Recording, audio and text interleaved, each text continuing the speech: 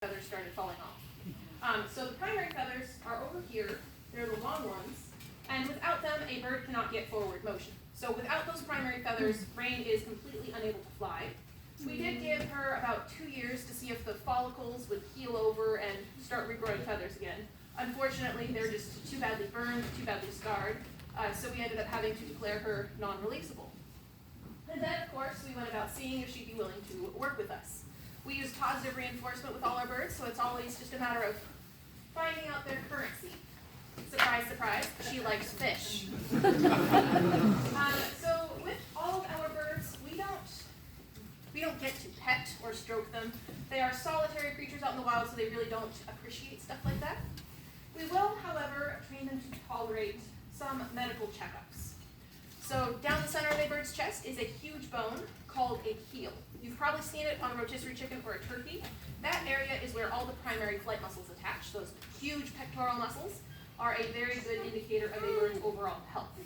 When a bald eagle that is starving comes in, there is little to no padding on their chest. You can feel all the details of that bone. But on the other hand, when a bird like Rain is well behaved, it is so easy to spoil them, to the point where the muscle can protrude past the bone, and you won't find the center down their chest.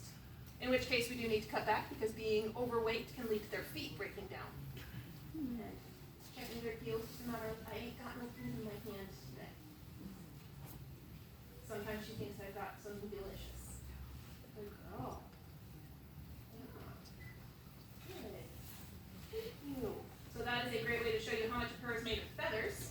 A bald eagle has over 7,000 feathers on their body, and if you were to pluck them all off and compare them to the skeletal system, the feathers actually weigh more than the bones. That is because these guys have hollow bones, like most birds, which they're not like sippy straws. Their bones are honeycombed with air pockets to reduce as much weight as possible. Which brings me to my favorite guessing game. Do you guys want to guess how much she weighs?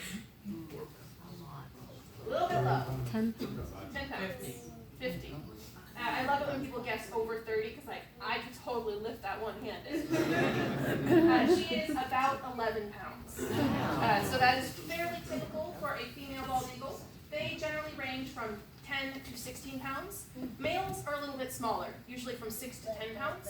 It opens up different hunting niches. The male goes after faster prey, whereas the female gets the bigger stuff. And in the raptor world, females are typically the primary incubators for the eggs, so having more body mass produces more heat. And now is a great time to open the floor to questions. If you've got one, just wave your hand. If I see no hands, I will keep talking, and you've been warned, because I can do this all day. What's her name? What is her name? Her name is Rain. And it originally started out as April Rain, because we got her in the month of April. It was very original.